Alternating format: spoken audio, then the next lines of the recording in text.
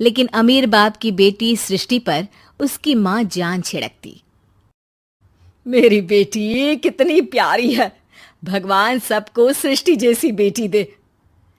सृष्टि धीरे धीरे बड़ी होती है। एक दिन सृष्टि की सहेली कहती है, तू दिखने में कितनी अजीब सी है, लेकिन मैं जानती हूँ हम सब में सबसे अच्छी शादी तो तेरी ही होगी। तेरे पापा अमीर जो हैं।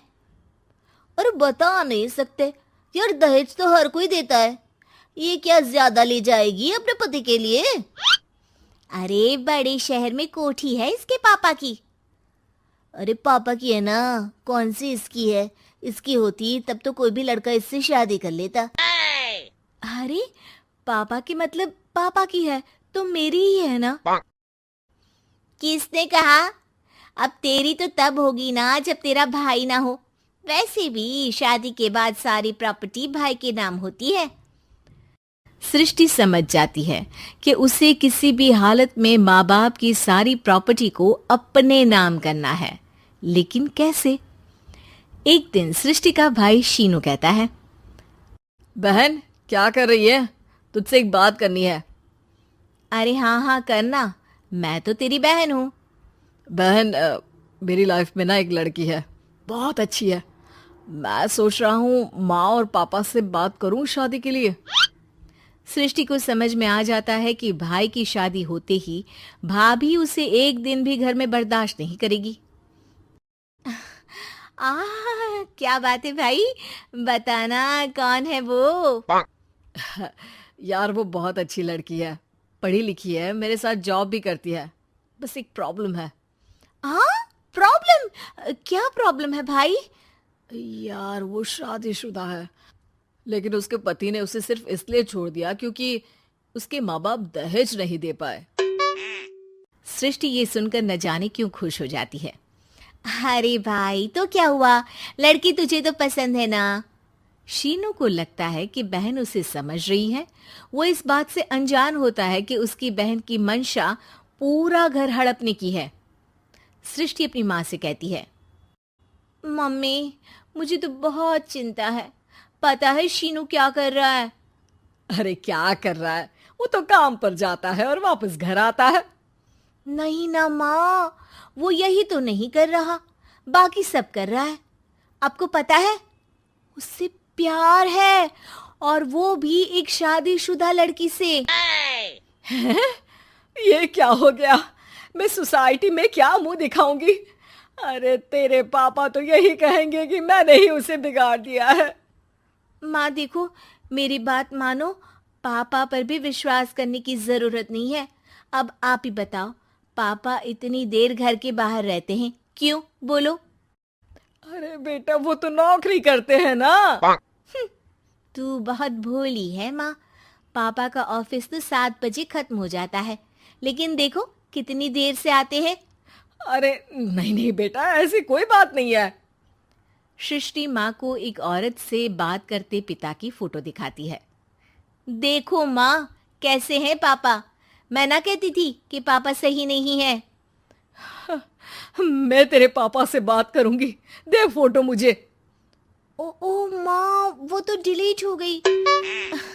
लेकिन चल, तूने तो देख लिया ना, पापा से बाद में बात कर लेना। और हाँ, मेरा नाम बिल्कुल मत लेना। हाँ माँ। अब क्या था, सृष्टि के माँ और पिता के बीच झगड़ा होना शुरू हो जाता है। सृष्टि के मन में क्या चल रहा था कोई नहीं जानता था। एक दिन, माँ सृष्टि के लिए एक लड़का देखा है, वो लोग शाम को उसे देखने आने वाले हैं। और हाँ माँ, एक खुशखबरी, मैं और पापा मिलकर एक नया बिजनेस ट्राई कर रहे हैं। शाम को लड़का आता है, सांवले रंग का। सृष्टि को तो बिल्कुल भी पसंद नहीं आता। लड़की की माँ कहती है, लड़की का चेहरा तो कोई खास नहीं, लेकिन अगर मेरे बेटे को आप लोग सेटल कर दें तो मैं उसकी शादी आपकी बेटी से करवा दूं। सृष्टि को लड़का बिल्कुल पसंद नहीं था। उसे भाई पर गुस्सा आ जाता है।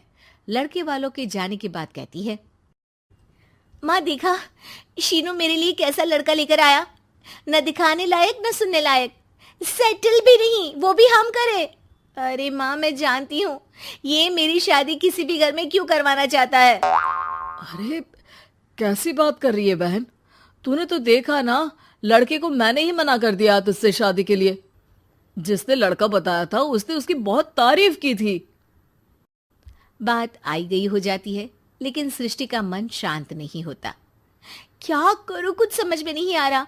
मेरी शादी हो गई तो ये लोग पूरी प्रॉपर्टी शीनू के नाम कर देंगे। मेरे हाथ तो कुछ लगेगा ही नहीं। तभी सृष्टि को आइडिया आता है। वो किसी वकील को फोन करती है। जी देखिए, अगर आपके मम्मी पापा का तलाक हो जाता है तो आपके पिता की आधी प्रॉपर्टी आपकी माँ के नाम हो जाएगी। फिर उसे वो किसी को भी दे सकती है। सृष्टि अब माँ को बेटे के खिलाफ भरती है। माँ, शीनू पर नजर रखा करो। वो जिस लड़की के प्यार में है ना, वो शादीशुदा है। यहाँ आएगी, सारा पैसा, रुपया, जमीन, जायदाद सब हड़प लेगी। पापा का भी हाल तुमसे छुपा नहीं है।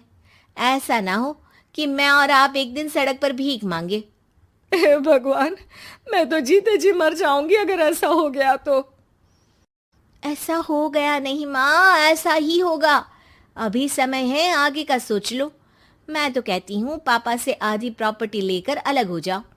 पापा की आधी प्रॉपर्टी भी हम लोगों को अगर मिल जाती है ना, तो अगले 7 जन्म सफल समझो। बेचारी माँ बेटी के कहने पर पति से तलाक लेकर अलग हो जाती है। सृष्टि अब पैसों से गाड़ी और अपने दूसरे महंगे शौक पूरे करने लगी। उसके दोस्त भी उसके पैसे इस्तेमाल करते। सृष्टि, कल तुम कहाँ थी? मैं सारा दिन घर पर अकेली थी।